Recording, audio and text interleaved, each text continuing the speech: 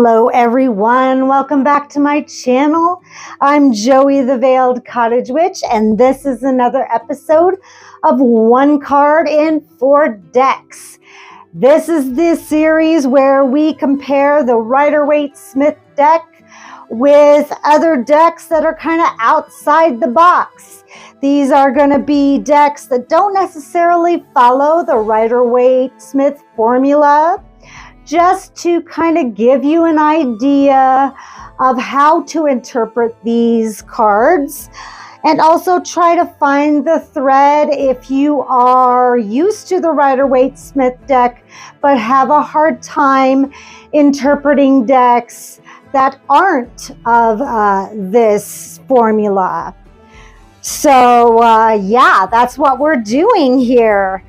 We have gone through the wands and the cups, and now we're almost through the swords. So I'm super excited about this series. This came about kind of like how you see here. Not so much distraught, but it was a 3 a.m. epiphany idea, and I'm so glad you guys are enjoying it. I read your comments, and so I'm so glad that you're enjoying this series. So yes, so here we are. So the crystal for this card for the 9 of Swords is lapis lazuli. Lapis lazuli clears the mind. It reduces negative thoughts. It promotes self-awareness, and it helps us cope with worry and anxiety. And that is the most important thing about this card.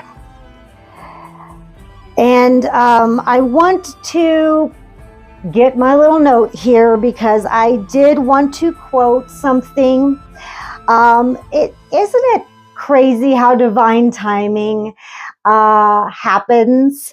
I had a conversation with one of my very good friends, and I was worried, and I had a lot of anxiety, and I wasn't sleeping well, and he gave me some amazing advice, and he actually gave me a quote. So this is a paraphrased quote from Michael Robert. And it kind of goes like this: when you worry, you direct copious amounts of energy towards a negative outcome. And that dominant vibration can influence a negative outcome. So basically what you do is when you worry, you send out that negative vibration, and it has an effect on the environment. And it can actually create that negative situation. So instead, hold a vision of ideal outcomes, like, visualize prosperity and good luck and good things happening for that person or for yourself. And feed that energy instead of the undesired outcome. So that really hit me really hard, and in a good way. And I have been keeping that earworm in my head, and I had to share it with you today because we're dealing with that exact thing today in these cards. So let's look at this 9 of Swords. 9 is almost that 10. We're almost complete. We're almost done. So, we're on that precipice. We're on the verge.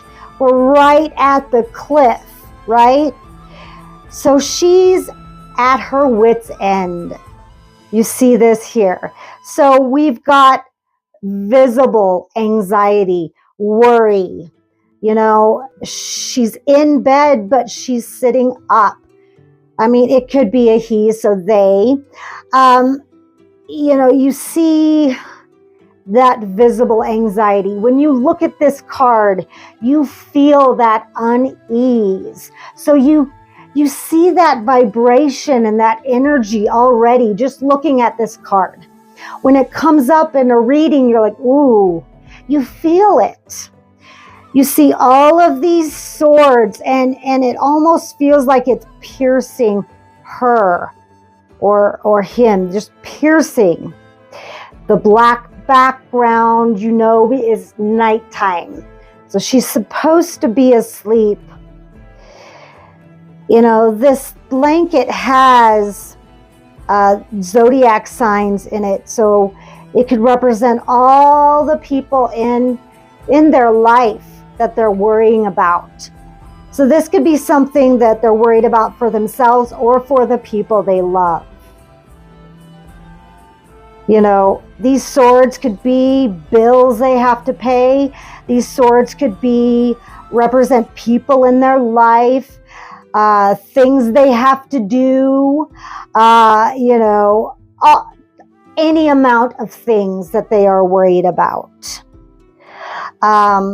This battle scene right here is representative of actually a battle where this person has lost a family member in a battle. So this can also be grief. So, but the main theme is anxiety and worry and that insomnia that comes with that kind of dwelling on that. And that's what the swords represent. And don't forget, swords is the mind, right? So all of this is in her mind, and you can see that because she's holding her head. All right, so as you can probably see, I have 2 MJ Cuillinane decks. I'm like, you know, I had to break them out. And I'll show you why when we get to that. So let's look at the Raven's Dream Tarot. You know it's one of my favorites. You know I was going to bring it out. And so here we are. So we see a very contorted raven. Okay. We see black roses with all the thorns. And then we see the moon, of course, representing nighttime, just like the black background.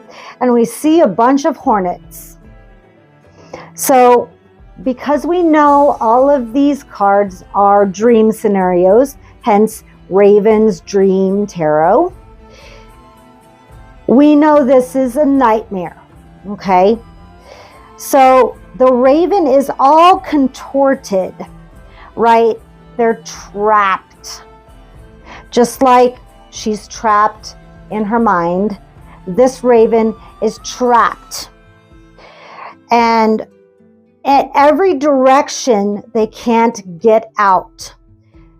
This way is blocked. Every way out is blocked.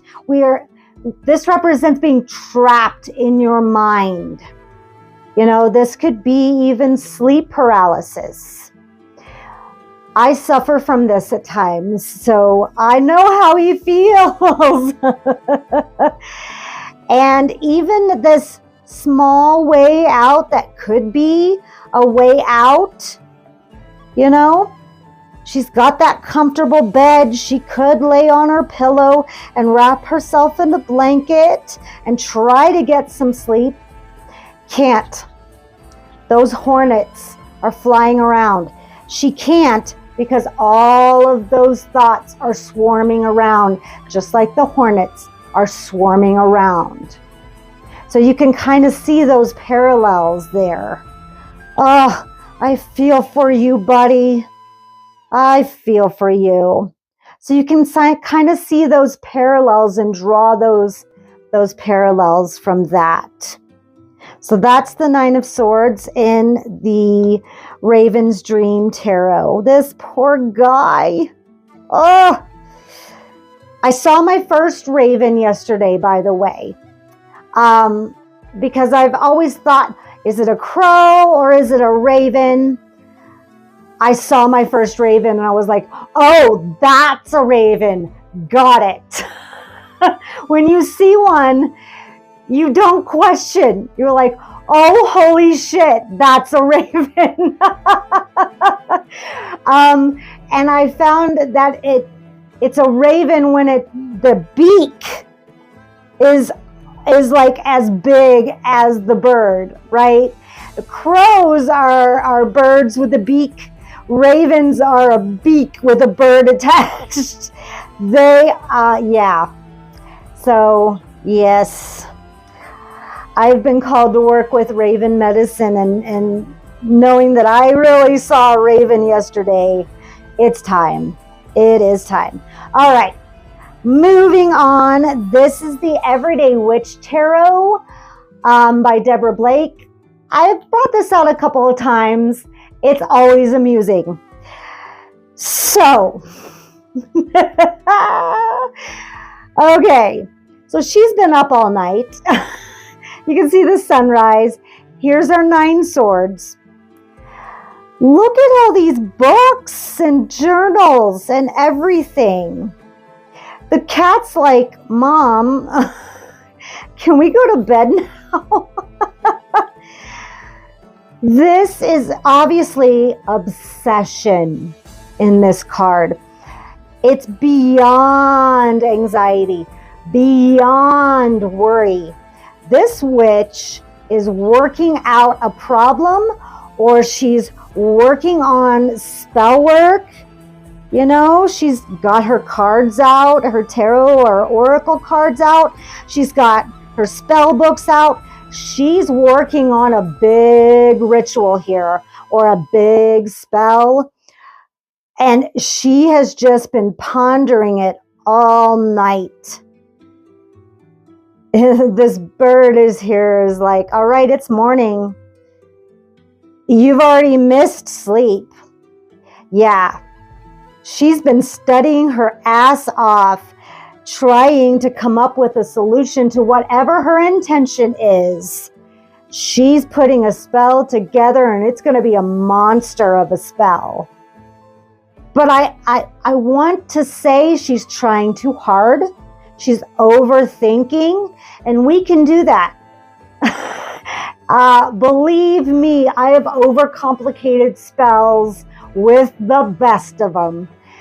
When I could say, oh, you know, I probably could have just done this. It probably didn't need to be that complicated. And we can. When we worry and obsess and have so much stress and anxiety, we overcomplicate things. When what she probably should have done is just done a little meditation and then worked on her spell, I guarantee you she wouldn't have been up all night. I hope this is a lesson learned for this witch. Oh boy, yeah. I bet she's later on that day, she goes, you know what? I probably could have made a quick little sigil and burnt it. Poor girl. Aww. All right. And now we have the 9 of Swords in the Guardian of the Night Tarot. And we have our polar bears here. We have the mama and the baby. And then all our swords up here, and then have the mom looking around. This is a mother's worry. I'm going to try to get through this without choking up. As a mother, there is no bigger worry and bigger anxiety than a mother who worries about her child. It doesn't matter if your cub is 5 months old or 30 years old. You're going to always be looking out for your child. You're going to always be wanting the best for your child. If you're not worried about your child, that's an issue. I remember the first time I freaked out about my child. My oldest, it was the first time I let him out of the cart at Walmart. And I told him to hold on to the cart. And I swear I had just turned around for a second. And this was the 90s. So I had just turned around for a second. And I turned back around and he was gone. He had disappeared. And I freaked out. I looked everywhere.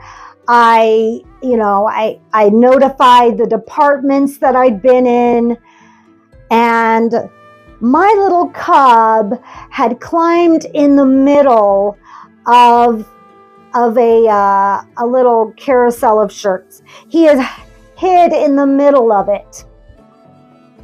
I don't know how many of you guys could relate to that, but I was like, you little shit.